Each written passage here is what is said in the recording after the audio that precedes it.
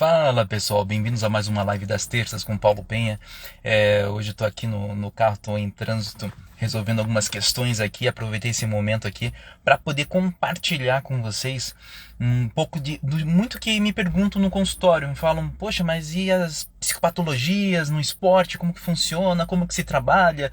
Muitos alunos vêm me perguntar isso também nas supervisões, nas orientações. E aí resolvi trazer para vocês aqui um pouquinho dessa compreensão, desse entendimento do que seriam as psicopatologias. Para vocês verem, gente, psicopatologias são as doenças, né? São os tipos de transtornos psicoemocionais, né, que estão no nosso dia a dia. A gente conhece elas por ansiedade, depressão, né? Aí a gente tem as suas variantes, pânico e tantos outros sintomas que acabam atrapalhando, né? E tem tantas patologias que acabam influenciando na performance esportiva do atleta, no rendimento dele. Então, como funciona, gente? Às vezes a gente fica pensando, nossa, mas aí a pessoa que tem uma psicopatologia, tem algum tipo de dificuldade, ela não vai poder se desenvolver no esporte? Besteira. Aí, Pedro, beleza? Não, na verdade não. Né? Na verdade, o que ela precisa entender, primeiro, entender bem a psicopatologia dela, entender o que seria essa psicopatologia, as características dela, tanto o que afeta negativamente, mas também, né, o que não afeta. Muitas pessoas acabam, vamos falar aqui de um transtorno de ansiedade.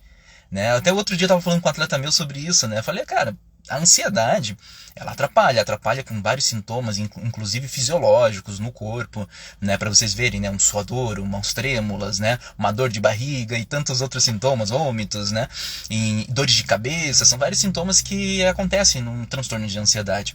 Mas também a ansiedade, ela advém não só de situações traumáticas, tensas, complicadas demais, elas vêm de situações também muito boas, elas vêm de situações que realmente estimulam, situações muito benéficas, né? Então a gente tem que entender, mas como assim boas, benéficas? Ué, a gente gosta, a gente tem situações, sensações, coisas muito boas, a gente sente que realmente é aquele momento, é a grande competição, é o grande momento de probação, de compreensão, de execução. Gente, tô aqui, fala, meu Deus, mas o Paulo tá louqueando. Não, são situações onde mexem com a gente. Eu tô falando desse jeito para vocês entenderem justamente que a gente fica meio perdido, a gente não sabe muito bem o que acontece. Esse é um exemplo, por exemplo, de transtorno de ansiedade.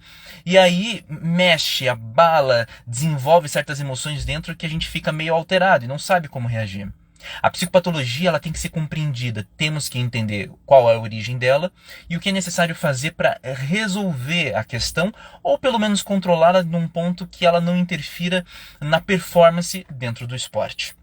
Aí nós temos outros tipos de patologias e diversos tipos de patologias, que são simplesmente as doenças fisiológicas, e as psicopatologias, que são de questões emocionais e neuronais. E aí é muito importante a gente entender a patologia, a psicopatologia, entender suas características, muitas vezes suas origens, o porquê elas estão acontecendo.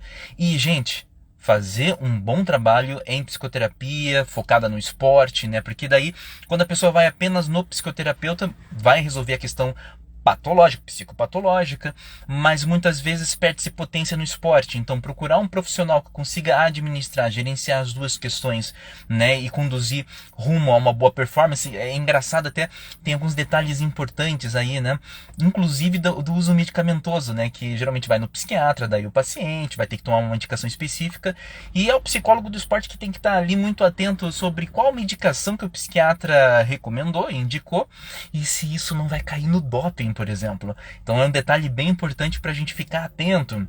Mas é possível sim, primeiro, fazer um bom trabalho em psicoterapia, quando é necessária intervenção medicamentosa. Assim, a gente sempre fala em último caso, mas muitas vezes é necessário e não há problema, e ninguém tem que ficar constrangido por essa questão, mas tem que prestar muita atenção, né, como é feito o uso dessa medicação, quais são os efeitos colaterais vindos dessa medicação também, né, e principalmente no nosso caso esportivo, se isso não vai cair num exame antidoping, por exemplo. Então, visto todos esses pontos, gente, é importante você que está aí, principalmente, entendendo que tem uma situação em você, psicoemocional, tá mexendo com você, já foi muitas vezes diagnosticado ou não ainda, mas que percebe que tem algo a mais, você precisa jogar isso para fora, você precisa contar o que está acontecendo. Procure um psicólogo capacitado para que ele possa entender, fazer uma avaliação, diagnosticar e começar a tomar as medidas necessárias para a resolução, né, e o controle dos sintomas o quanto antes, para que a performance ela possa ser cada vez mais próspera em sua carreira esportiva. Pessoal, era uma mensagem breve que eu queria passar para vocês, um alerta, né, explicando um pouquinho sobre as psicopatologias, mas lembrando, gente, não é nenhum grande problema, tudo é possível ser gerenciado se a gente está aberto para essas questões, né, e é possível conduzir aos grandes sucessos e a grandes conquistas. Beleza, gente? Estou, como sempre, à disposição de vocês a qualquer momento, mandem mensagem aí no privativo, né, troquem ideias, façam sugestões, isso daqui inclusive foi sugestão de um atleta meu que eu estava atendendo, ele falou, pô, você podia contar um pouco melhor disso também, né? Volta e meia o pessoal vai perguntando mesmo pra mim. E é muito legal, gente. Então, podem escrever aí e perguntar, beleza? Espero que ajude bastante gente aí a iluminar o caminho, né? E saiam das sombras, não tenham medo, não tenham receios. Aí, Léo, beleza? Não tenham receios, né, de expor o que está acontecendo, principalmente quando é um profissional capacitado que é obrigado por lei ao sigilo. Lembre-se disso. Então, tudo fica muito restrito, privativo, né? E nada vai ficar vazando para os outros. Então, sinta-se à vontade, exponha logo o que está acontecendo para resolver o quanto antes e caminhar rumo à sua vitória. Beleza, gente? Era a mensagem que eu tinha hoje para vocês. Um grande abraço, gente. Até a próxima terça. Até mais.